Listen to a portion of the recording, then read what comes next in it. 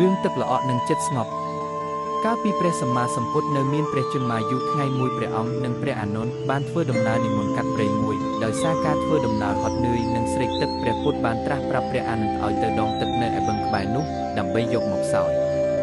ពេលព្រះអានន្ទដើរទៅដល់មាត់បឹងស្រាប់តែមានរទេះគោមួយហ្វូងធំបានបរឆ្លងកាត់បឹងនោះធ្វើឲ្យទឹកដែលធ្លាប់តែថ្លាប្រែជាល្អក់ក៏ពោពេញដោយភក់និងស្លឹកឈើព្រះអានន្ទត្រឡប់មកវិញដោយដៃទេហើយទូលព្រះពុទ្ធថាពិតព្រះអង្គទឹកបឹងឥឡូវនេះល្អអស់ហើយមិនអាចសោយបានទេសូមព្រះអង្គបន្តដំណើរទៅមុខទៀតដើម្បីស្វែងរកប្រភពទឹកថ្មី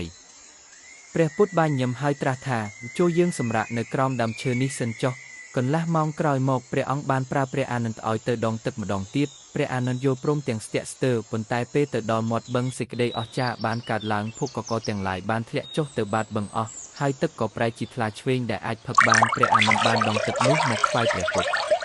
ព្រះពុទ្ធបានមានពុទ្ធដីកាថាអានន្ទចូលមើលទឹកនេះចុះអ្នកមិនចាំបាច់ធ្វើអ្វីដើម្បីឲ្យវាថ្លាវិញនោះទេអ្នកគ្រាន់តែទុកវាឲ្យនៅស្ងៀមនោះក៏ភក់នឹងធ្លាក់ចុះទៅបាតដោយខ្លួនឯងចិត្តរបស់មនុស្សយើងក៏ដូចគ្នាដែរនៅពេលដែលចិត្តកំពុងច្របូកច្របល់ខឹងសម្បារឬសោកសៅកុំព្យាយាមបង្ខំវាឲ្យស្ងប់ភ្លាមគ្រាន់តែទុកពេលឲ្យវាសម្រាករក្សាភាពស្ងៀមស្ងាត់នោះភាពស្រឡះក្នុងគំនិតនឹងកើតមានឡើងដោយឯកឯង